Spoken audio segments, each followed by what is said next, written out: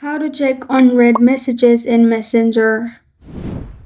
Hi everyone, I'm here to assist you today. Without any delay, let's jump right in. First, open Messenger in here.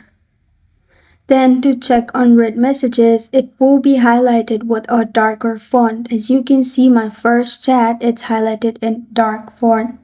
Click on it and you will be able to see the message. And as you can see, all the normal red text are in this way. After that, click on three lines at the bottom right and then go to message request.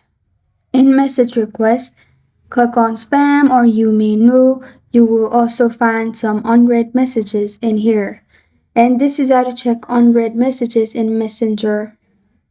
Thank you for joining me today. If this video helps you out, please leave a like and subscribe for more. Got a question or want to suggest a topic? Comment below. Thank you for watching.